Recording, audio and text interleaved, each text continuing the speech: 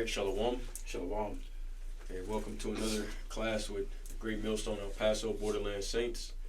And the topic we're going to be going into today is the fall of ancient Babylon versus the fall of modern day Babylon.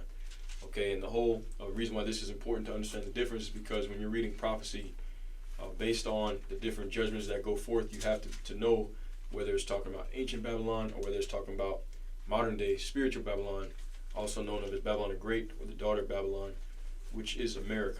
Okay, so that's the topic for today, and we're going to go ahead and dive right into it. All right, so before we even get started, I've got a quick article I'm going to read going into the history. All right, it's from worldhistory.org going into Cyrus the Great. All right, as it says, okay, which in the scriptures it tells you that Darius the Mede, that he was the one that took down ancient Babylon. But nevertheless, we're going to read from secular history how ancient Babylon actually fell, okay, for the purpose of showing you that when you read the prophecies of nuclear destruction and fire and brimstone coming upon Babylon, it's not talking about back then, because those things didn't happen back then. It's talking about today, okay? It's end time prophecy for modern day Babylon the Great, which is America. Okay, so this is from worldhistory.org, all right, and it says it's an article on Cyrus the Great. World History Encyclopedia, It's an article on Cyrus the Great. I'll put it in the comment section, okay, or in the description, and it talks about his different military campaigns. So this section is called The Conquest of Babylon. I'm going to read it. It says, in 539 BCE, Cyrus invaded the Babylonian Empire. Following the banks of the Ganges, the Diyala, on his way to Babylon, he allegedly dug canals to divert the river stream, making it easier to cross. Cyrus met and routed the Babylonian army in battle near Opis, where the Diyala flows into the Tigris. After this, the people of Sippar opened their gates to him without resistance. The Babylonian king of Nabonidus fled, and Cyrus sent his servant Ugbaru, the governor of Gutium, to capture Babylon. Ugbaru captured the outer neighborhoods of Babylon, with only the temple district of Esagil remaining under Babylonian control. After 2 weeks, Cyrus was welcomed into Babylon with festivities. With Babylon under Persian control, Cyrus could add the title of King of Babylon to his name. He inherited all the territories that had belonged to the Babylonian Empire, and he apparently had no trouble pacifying these regions. In fact, Harpagus may already have conquered much of the Mediterranean coast before Cyrus attacked Babylon. Cyrus now ruled over the fertile river valleys of Mesopotamia, in addition to the rich Mediterranean coast. Okay, so it said pretty much it was a peaceful takeover. All right, it wasn't, when you read the prophecies of America, Babylon the Great, the daughter of Babylon being destroyed. Okay, it talks about nuclear fire, famines, widowhood, pretty much the same things that you see written up about Jacob's trouble. Okay, so these are two different Babylons that received judgment and have different punishments. Okay, ancient Babylon, okay, you had Nebuchadnezzar, and then his successor, according to Daniel the 5th chapter, Belshazzar, and he was taken down by, as the scriptures say, Darius the Mede, okay, which may be Ugbaru. Some of the names are changed in secular history, but either way, it shows and demonstrates that ancient Babylon was not taken down by nuclear fire and famine and pestilence and all these things that you see written of that are going to take down Babylon the Great, okay, the daughter of Babylon. So we'll go ahead and read Daniel the 5th chapter, and we'll get the biblical account of the fall of ancient Babylon. All right, this is Daniel chapter 5 and verse 1. It says, Belshazzar the king made a great feast to 1,000 of his lords, and drank wine before the 1,000. And Belshazzar was Nebuchadnezzar's successor, according to the book of Daniel. All right. It says in verse 2, Belshazzar, whilst he tasted the wine, commanded to bring the golden and silver vessels, which his father Nebuchadnezzar had taken out of the temple, which was in Jerusalem, that the king and his princes, his wives, and his concubines might drink therein. Then they brought the golden vessels that were taken out of the temple of the house of the Most High, God Yahweh Ba'Shem Yahushai, which was at Jerusalem, And the king and his princes, his wives, and his concubines drank in them. They drank wine and praised the gods of gold and of silver, of brass, of iron, of wood, and of stone. In the same hour came forth fingers of a man's hand, and wrote over against the candlestick upon the plaster of the wall of the king's palace, and the king saw the part of the hand that wrote. Then the king's countenance was changed, and his thoughts troubled him, so that the joints of his loins were loosed, and his knees smote one against another. The king cried aloud to bring in the astrologers, the Chaldeans, and the soothsayers. And the king spake and said to the wise men of Babylon, Whosoever shall read this writing, and shew me the interpretation thereof, shall be clothed with scarlet, and have a chain of gold about his neck, and shall be the third ruler in the kingdom. Then came in all the king's wise men, but they could not read the writing, nor make known to the king the interpretation thereof. Then was King Belshazzar greatly troubled, and his countenance was changed in him, and his lords were astonished. Now the queen, by reason of the words of the king and his lords, came into the banquet house, and the queen spake and said, O king, live forever. Let not thy thoughts trouble thee, nor let thy countenance be changed.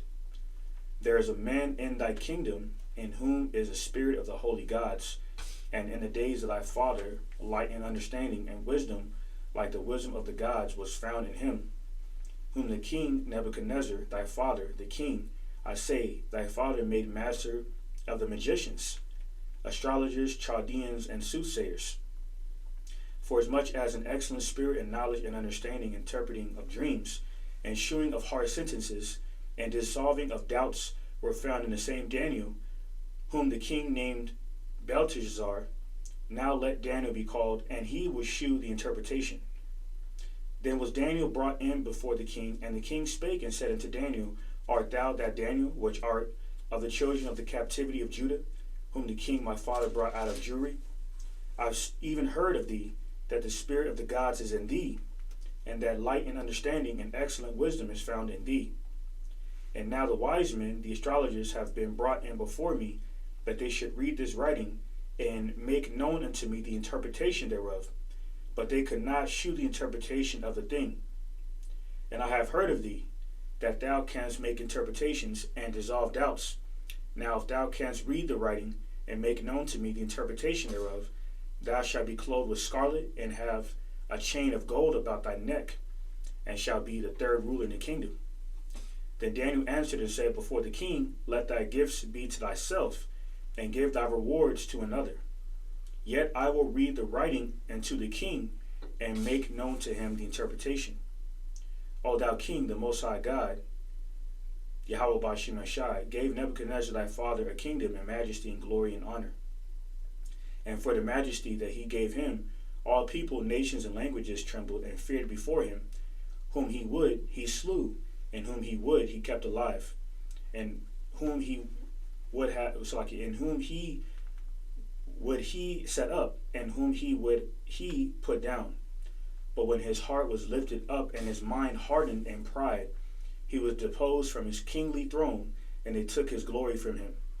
And he was driven from the sons of men, and his heart was made like the beasts, and his dwelling was with the wild asses.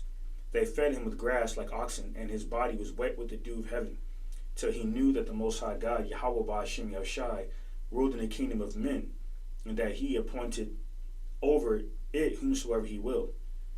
And thou, his son, O Belshazzar, hast not humbled thine heart, though thou knewest all this, but hast lifted up thyself against the Lord of heaven, and they have brought the vessels of his house before thee, and thou and thy lords, thy wives and thy concubines, have drunk wine in them, and thou hast praised the gods of silver and gold, of brass, iron, wood, and stone, which see not, nor hear, nor know, and the power in whose hand thy breath is, and whose are all thy ways, hast thou not glorified. Then was the part of the hand sent from him, and his writing was written. And this is a writing that was written, meaning Timko Upharshin. Verse 26 says, This is the interpretation of the thing, meaning the Most High God, Yahweh Ba'ashem Yashai, had numbered thy kingdom and finished it. Tekel, thou art weighed in the balances and are found wanting. Paris, thy kingdom is divided and given to the Medes and Persians. Then commanded Belshazzar, and they clothed Daniel with a scarlet, and put a chain of gold about his neck, and made a proclamation concerning him, that he should be the third ruler in the kingdom. And that night was Belshazzar, the king of the Chaldeans, slain, and Darius the Mede took the kingdom, being about 62 years old. Okay, so all right, that's the account from the Bible of Babylon being taken over by the Persians and the Medes, from the first beast moving on to the second beast. Okay, Daniel's dream, Daniel's 7th chapter, or Daniel's 2nd chapter. Okay, but as you can see, all right, it was something quick. All right, it wasn't this huge thing like how you read about Babylon being destroyed in the prophecies. Okay, so that's what we're going to go to next and read about that. I'm going to go ahead and hit the book of Jeremiah, chapter 50, and I'll read this one. Okay, so Jeremiah chapter 50, and I'm going to go ahead and start from the top. All right, and it reads, it says, "The word that the Lord spake against Babylon and against the land of the Chaldeans by Jeremiah the prophet. Declare ye among the nations, and publish, and set up a standard. Publish and conceal not. Say, Babylon is taken, Bela is confounded, Merodach is broken in pieces, her idols are confounded, her images are broken in pieces. For out of the north there cometh up a nation against her, which shall make her land desolate, and none shall dwell therein. They shall remove, and they shall depart, both man and beast." Okay, right there. That's one of the judgments of Babylon. Okay, that did not happen back in Daniel's day. Okay, it didn't say nothing about a great military coming and slaughtering everybody. And that didn't happen back then. Okay, that's a judgment that's specific to this second Babylon. Okay, ancient Babylon. Modern day Babylon. All right, which is America. It says, verse 4, "In those days," here's another characteristic of the daughter of Babylon story that didn't apply to Daniel 5th chapter. Okay, it says, "In those days and in that time, saith the Lord, the children of Israel shall come, they and the children of Judah together, going and weeping. They shall go and seek the Lord their God, and they shall ask the way to Zion with their faces thitherward, saying, Come and let us join ourselves to the Lord in a perpetual covenant that shall not be forgotten." Okay, and that's going into what's known as a new covenant. Okay, which is what we're doing now. Okay, the children of Israel, which are in the daughter of Babylon, America, okay, have woken up to the fact that they're Israelites. Back then, they still knew they were Israelites. Back then, you still had a lot of Israelites that were practicing their culture and still in good standing with the Lord, and to a certain extent, okay, because they went into captivity, obviously, right? But here in America, the daughter of Babylon, this is the only captivity where we didn't know who we were, all right, where we've been exiled from our land for hundreds of years at this point, all right, and that we were coming together, both southern and northern kingdom, coming together as one, as it says in that verse 4, that in those days the children of Israel shall come, they and the children of Judah together. Okay, that didn't happen in ancient Babylon. Ancient Babylon, the two kingdoms were already split. Okay, you had the southern kingdom, which was in Babylon, you had the northern kingdom, which was in Assyria. Okay, during that time. So these are just, characteristics showing you the difference between ancient Babylon and modern day Babylon. Okay, these are prophecies concerning, modern day Babylon that we're reading here in Jeremiah the 50th chapter. Continue on. All right, I'm going to skip down to verse 9. It says, Jeremiah 50:9, "For lo, I will raise and cause to come up against Babylon an assembly of great nations from the north country, and they shall set themselves in array against her. From thence shall she be taken, the arrow shall be as an expert of a mighty man, and none shall return in vain. And Chaldea shall be a spoil, and all that spoil her shall be satisfied, saith the Lord." Well, we read in secular history that when the Babylonians were taken over by the Medes, Persians and the Medes, that they welcomed them to the city. It was peaceful, pretty much, for the most part. Okay, Belshazzar, he got deleted. All right, but for the most part, it was not a hostile takeover. Okay, the city didn't get ravished and spoiled, the way that we're reading is going to happen to the daughter of Babylon here. Okay, it says also another thing too, another point. It says, "A nation and a company of nations, I will cause a company of nations to come up against Babylon," or it says an assembly of great nations. Okay, so what is that today? All right, Babylon the Great, daughter Babylon being America. You have Russia, China, North Korea. All right, and as of late, okay, now we're having a rift in between America, NATO, and the EU. Okay, because President Donald Trump wants to try to take over Greenland.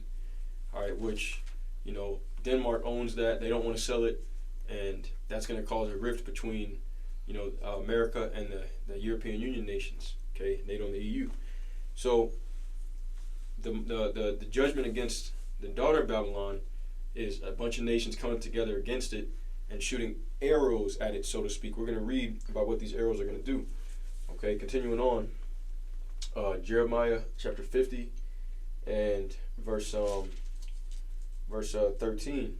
It says, "Because of the wrath of the Lord, it shall not be inhabited, but it shall be wholly desolate. Everyone that goeth by Babylon shall be astonished and hiss at all her plagues." All right, if you go modern day Babylon today, the land of ancient Babylon today in modern day times is modern day Iraq.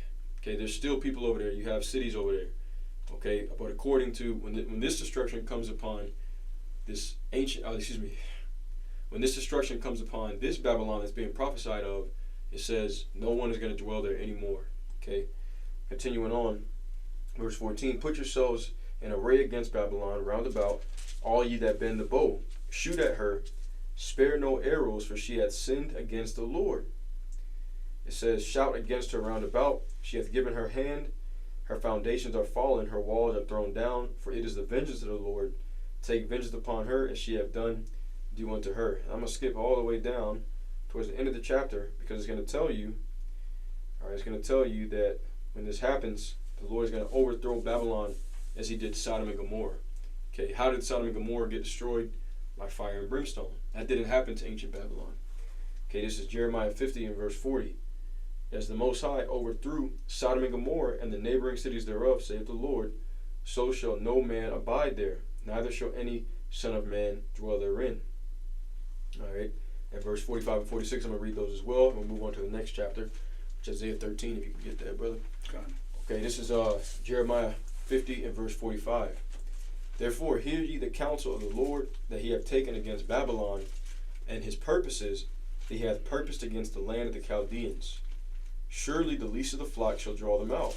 Surely he shall make their habitation desolate with them." What is that talking about?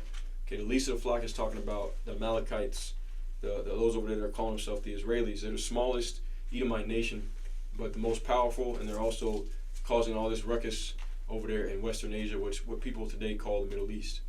Okay, and verse 46. Here's another point that does not apply to ancient Babylon. It says, "And at the noise of the taking of Babylon, the earth is moved, and the cry is heard among the nations." That didn't happen in ancient Babylon.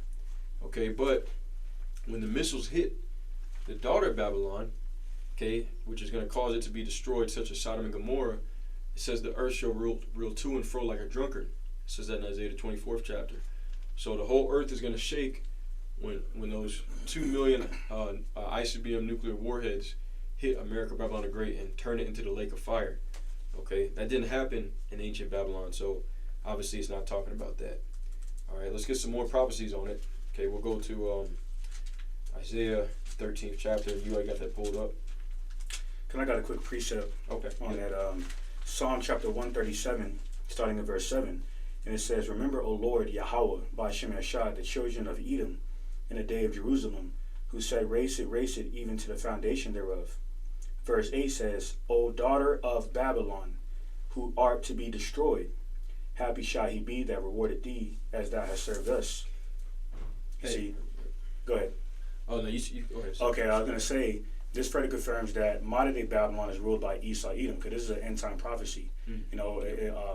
Because ancient Babylon was taken over by the Medo-Persian Empire, all right, specifically through King Darius.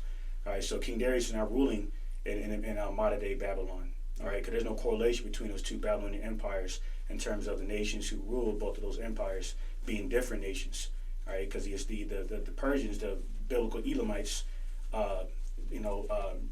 took over the Neo-Babylonian Empire. During the Neo-Babylonian Empire, the Elamites were ruling. all right, under the Medo-Persian Empire. But in this modern-day Babylonian Empire, in the virgin daughter Babylon, the Edomites are ruling, the self-proclaimed Caucasians or white people. So that further confirms that, this prophecy is referring to the Edomites because they're the current king of Babylon, as it says in Isaiah 14:4. I don't know how I skipped over this. Before I hit Jeremiah 50, I meant to get Isaiah 47 because Isaiah 47 makes a clear distinction between Babylon and the daughter of Babylon. We're going to go ahead and read right quick on that. Just going to bounce around in the chapter. Isaiah 47:1. It says, "Come down and sit in the dust, O virgin daughter of Babylon. Sit on the ground, there is no throne, O daughter of the Chaldeans. For thou shalt no more be called tender and delicate." Okay, because I had a reprobate, come on, an Old Testament only Israelite, another Nabal, come on the comment board talking about ain't no daughter of Babylon. That's all talking about back in the day. That's why we're making this video. Okay, well no, this Isaiah 47 starts off with a clear distinction that this is the daughter of Babylon, also known as Babylon the Great. It's not talking about ancient Babylon. Now I'm going to continue on. Verse 2, because there's some key points in this. It says, "Take the millstones and grind mill, uncover thy locks, make bare the leg, uncover the thigh, and pass over the rivers." Verse 3, it says, "Thy nakedness shall be uncovered, yea, thy shame shall be seen. I will take vengeance, and I will not meet thee as a man." What is that talking about? That's talking about Yahushua, because he's the one that's going to come in and destroy this daughter of Babylon, and he's going to bring fire to it.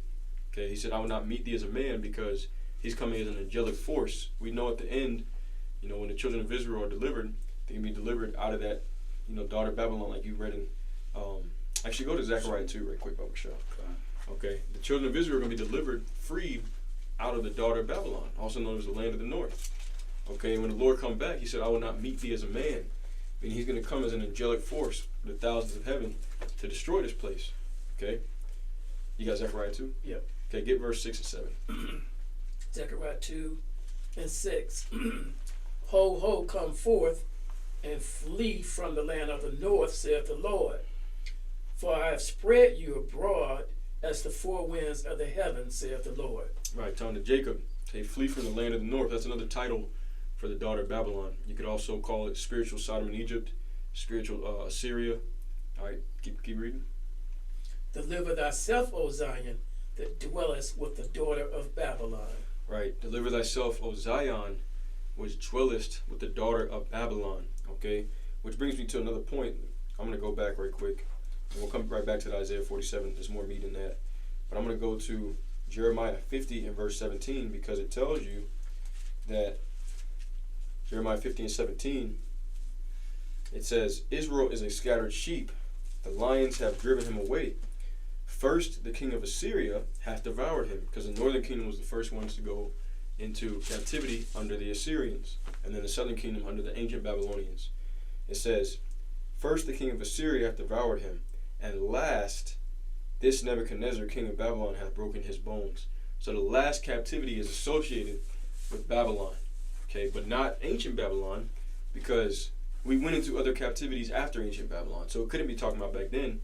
It's talking about modern day Babylon, which has a completely different judgment. The reason why it's called that is because there was no America back then. Americo Vespucci, the one who this continent is named after, North, Central, and South America, he didn't exist back then. So the prophet Daniel and other prophets, Isaiah, Jeremiah, when they spoke of the daughter of Babylon, they just used spiritual insignias to pretty much relate to what they were seeing in their visions. Once again, there was no America back then. The continent was here, but there was no country called America, so they're not going to say, "This is America." So what was the best way for them to relay what they were trying to get the point across? They would bring out different places that had different spiritual significance to them and liken them unto what they were seeing in their visions. Hence, John the Revelator, he called this place spiritual Sodom and Egypt. Why? Because this place is known for sodomy, other forms of sexual perverseness, and also spiritual Egypt because it's known as the house of bondage. The other prophets, they called it the daughter of Babylon because this place, Babal in the Hebrew, means confusion. This is the land of confusion and chaos. So I'm going to go back and get that Isaiah 47. All right, but one of the characteristics judgments of of the spiritual daughter of Babylon is that the Lord is going to return to that daughter of Babylon, and that's the final captivity for the Israelites. Okay, as we just read in Jeremiah 50 and 17. Just want to expound on that real quick. Now, now the correlation, really the correlation between those two kingdoms is the same manner of wickedness that's going on, including fornication. That's another reason why the Lord allowed the Medo-Persian Empire to take down the Babylonians. All right, because they were indulging all kinds of wickedness, including fornication, which is sexually illicit activities. Saying like such as sodomy. And so forth. That's why one of the last Assyrian kings to rule was a demon by the name of Sardanapalus, who was a cross-dresser, right? And so it's not a coincidence that, he's one of the last Assyrian kings, during the end of, during the end of the Neo-Babylonian Empire, when the Medo-Persian Empire took them over, right, because of their wickedness. And that further confirms that all these kingdoms have an end, including America, Babylon the Great. Right. All right. Yep. I'm gonna hit that Isaiah 47 again, then we'll get to Revelation 13. We'll get Isaiah 13. This is Isaiah 47 and 1. It says, "Come down and sit in the dust, O virgin daughter of Babylon. Sit on the ground. There is no throne, O daughter of the Chaldeans. For thou shalt no more be called tender and delicate." I'm gonna skip down to verse 7. It says, in fact, it's like in verse 8. "Therefore hear now this, thou that art given to pleasures and that dwellest carelessly, that sayest in thine heart, I am, and none else beside me. I shall not sit as a widow, neither shall I know the loss of children. But these two things shall come to thee in a moment, in one day, the loss of children and widowhood. They shall come upon thee in their perfection for the multitude of thy sorceries and for the great abundance of thine enchantments." Okay, now it tells you, I'm going to keep reading. I'm going to skip down to... I'm going to skip down to verse 11. It says, "Therefore shall evil come upon thee, and thou shalt not know from whence it riseth. And mischief shall fall upon thee, and thou shalt not be able to put it off. And desolation shall come upon thee suddenly, which thou shalt not know." Okay, verse 14. "Behold, they shall be as stubble. The fire shall burn them. They shall not deliver themselves from the power of the flame. There shall not be a coal to warm at, nor fire to sit before it." Okay, and this is going into the destruction of the daughter of Babylon, right? Just as it read in Jeremiah 50th chapter, he will overthrow it as he overthrew Sodom and Gomorrah and the neighboring cities. Okay, so now we're going to go to Isaiah 13 to back that up some more. Okay, it goes into the destruction of Babylon as well. Go ahead and hit Isaiah 13 and start at verse 1, skip down to 5. So Isaiah 13 and 1, it says, "The burden of Babylon, which Isaiah the son of Amos did see." Verse 5 says... Skip the 4, my bad. Sorry. Okay, continuing in verse 4. It says, "The noise of a multitude in the mountains, like as of a great people, a tumultuous noise of the kingdoms of nations gathered together. The Lord Yahweh by Shemeshai of hosts, much with the host of the battle." All right, stop right there. So he read verse 1, so you can see it's the burden of Babylon. So you know who it's talking about. Okay, so all these judgments we're going to read them, and you're going to see that they didn't happen in ancient Babylon, because it's talking about modern day Babylon. Okay, go ahead and keep reading. Verse 5 says, "They come from a far country, from the end of heaven, even the Lord Yahweh by Shemeshai, and the weapons of his indignation, to destroy the whole land." Right, okay, and this is talking about the nuclear missiles. Okay, that didn't happen. The people who took down ancient Babylon, okay, which this is not talking about a literal army. When you go to Joel, the 2nd chapter, it describes the army of fire. Okay, this is talking about the Lord's weapons, his army, which is the nuclear missiles. But when you go back to ancient Babylon, you think about it, this right here says that the weapons shall come from the end of heaven, from the other side of the earth. Okay, that didn't happen with ancient Babylon. Ancient Babylon was taken down by one of their neighbors. Okay, the Persians and the Medes are all in that same area of Western Asia, known of as the Middle East. Okay, got a precept on that. So Isaiah 95, it says, "For every battle of the warrior is with confused noise, and garments rolled in blood. But this shall be with burning and fuel of fire." It's going into thermonuclear warfare. Now, the beginning of the precept, it referenced traditional warfare. Where the military of these nations would go to war. With traditional warfare weapons. Through armor, through bucklers, swords, shields, bow and arrows, and so forth. All right. But in this day and age, as this prophecy went out, spoke about towards the end of the precept in Isaiah 95 is that this battle shall be with burning and fuel of fire through this thermonuclear war, and that didn't happen in ancient Babylon.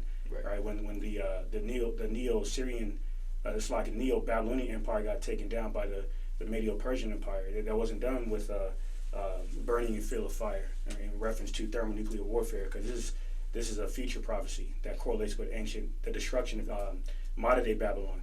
Right. That's it. Yep. Keep rolling. Read on down from verse. Start at 5. Read down to 11.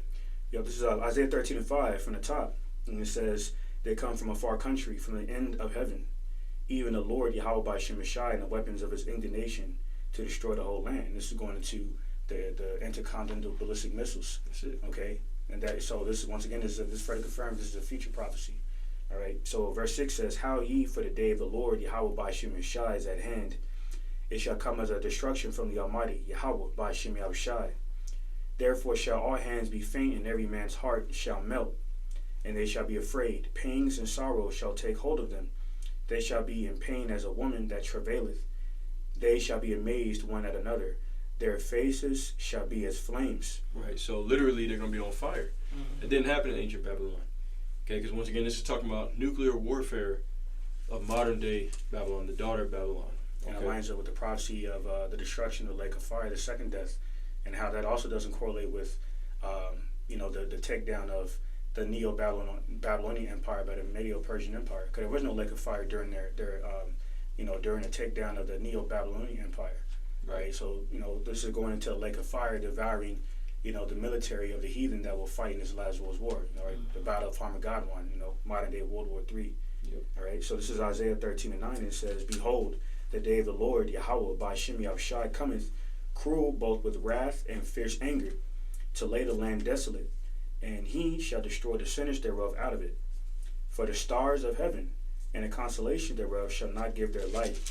The sun shall be darkened in his going forth, and the moon shall not cause her light to shine. And I will punish the world for their evil, and the wicked for their iniquity. And I will cause the arrogancy of the proud to cease, and will lay low the haughtiness of the terrible." Okay, so two things to note. All right, number one, in verse 10, it talked about the sun not giving its light, the moon not giving its light. That's because the sky is going to be completely blacked out. That didn't happen. That wasn't fulfilled in ancient Babylon. Okay, that's number one. Number two, it tells you, "And I will punish the world for their evil." Okay, the whole world wasn't punished back then in ancient Babylon. Okay, but this final judgment, even though the vast majority of the punishment is going to be on America, Babylon the Great, the whole world is going to be in chaos and destruction and on fire, okay, by way of either missiles or by way of the chariots of the Lord when they return. Okay, so once again, this is talking about end time prophecy, the final judgment day of Yahweh Bashem Yahushai. Okay, now with that being said, you could skip down to verse 19 and read all the way down.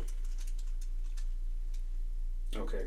I'm gonna start at I'm gonna continue verse 17. Okay, that's fine. All right, it says, "Behold, I will stir up the means against him, which shall not regard silver, and as for gold, they shall not delight in it." And the modern day means of the Russians, because the Russians will be spearheading the destruction against America. Right. All right, representing the BRICS Union. All right, so this verse 18, it says, "Their bows also shall dash the young men to pieces." All right, going into the nukes. It says, "And they shall have no pity on the fruit of the womb, their eyes shall not spare children." That lines up with the 11th verse, how the Lord is going to punish the entire world through these ICBM missiles, missile warheads. All right, and this is verse 19. It says, "And Babylon, the glory of kingdoms, the beauty of the Chaldees' excellency, shall be as when the Most High God, Yahweh by Shemeshai, overthrew Sodom and Gomorrah." Right, see, once again, going back into fire and brimstone. Didn't happen in ancient Babylon. All right. Verse 20 says, "They shall never be inhabited, neither shall it be dwelt in from generation to generation. Neither shall the Arabian pitch tent there, neither shall the shepherds make their fold there. But wild beasts of the desert shall lie there, and their houses shall be full of doleful creatures. And owls shall dwell there, and satyrs shall dance there. And the wild beasts of the island shall cry in the desolate houses, and dragons in their pleasant palaces. And her time is near to come, and her days shall not be prolonged." Right, so that's a closeout in Isaiah 13th chapter. Okay, so it said it shall never be inhabited. All right, only desert creatures are going to dwell there. That's not the case. Like I said, you go to what you go to that ancient Babylon, the land of ancient Babylon today, all right, which is modern day Iraq. Okay, there's people over there. There's cities. Okay, they probably got McDonald's over there. Okay, so that's not talking about ancient Babylon. This is the destruction of the daughter of Babylon. All right, now, with that being said, we'll get ready to head to Revelation 18 chapter, and we'll close out with that. Okay, so Revelation chapter 18. You got those scriptures? Mm-hmm. Okay, Revelation 18. Go ahead and let's see. Go ahead and get start from the top of verse 1. Revelations 18:1. And after these things, I saw another angel come down from heaven, having great power, and the earth was lightened with his glory. Keep reading.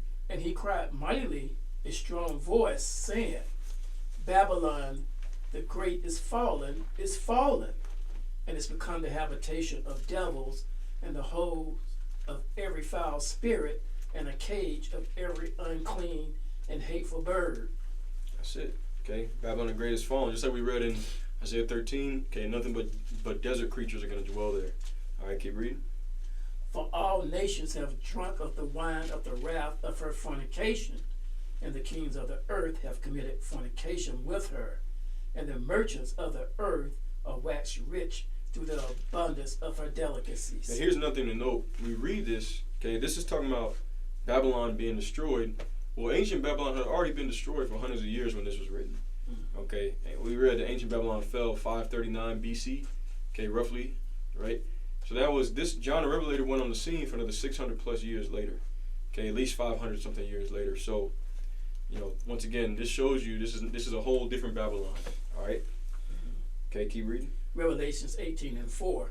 And I heard another voice from heaven saying, Come out of her, my people, that ye be not partakers of her sins, and that ye receive not of her plagues. Yep. For her sins have reached unto heaven, and Yahweh hath remembered her iniquities. Keep going. Yep. Reward her even as she rewarded you, and double unto her double according to her works, and the cup which she hath filled to her double. Yep, keep reading. Revelation 18:7. How much she hath glorified herself and lived deliciously. So much torment and sorrow give her. For she saith in her heart, I sit a queen, and am no widow, and shall see no sorrow. All right, here's the point. Get verse 8. Verse 8. Therefore shall her plagues come in one day, death and mourning and famine, and she shall be utterly burned with fire, for strong is the Lord Yahweh who judgeth her. Right, famine. Okay. Famine. Yeah, famine meaning lack of food. So said her plague shall come in 1 hour, death and mourning and famine, and she shall be utterly burned with fire. Okay, just like we've been reading all the prophecies of Babylon being destroyed. Okay, this didn't happen to ancient Babylon. Now, we'll go ahead and skip down to verse. Let's see. Go ahead and skip down to verse 20. Verse 20. Rejoice over her, thou heaven, and ye holy apostles and prophets, for Yahweh hath avenged you on her. Okay, so were the holy apostles and prophets back then, were they rejoicing? No, because they just went from one captor to another. They just went straight from Babylon into the hands of the Persians and the Medes. So nothing really changed. Okay, but no, this time this is going to be final deliverance and rejoicing for the holy apostles and prophets. Get the next verse. I'm going to read that one over. Rejoice over her, thou heaven, and ye holy apostles and prophets, for Yahweh by Hashem Yahweh Shai have avenged you on her. And a mighty angel took up a stone like a great millstone and cast it into the sea, saying, Thus with violence shall that great city Babylon be thrown down, and shall be found no more at all. Okay, and that's it. All right. Okay, once again, as we said, Babylon today, where Babylon was, which is modern day Iraq, is inhabited. Okay, and it didn't go down with great violence.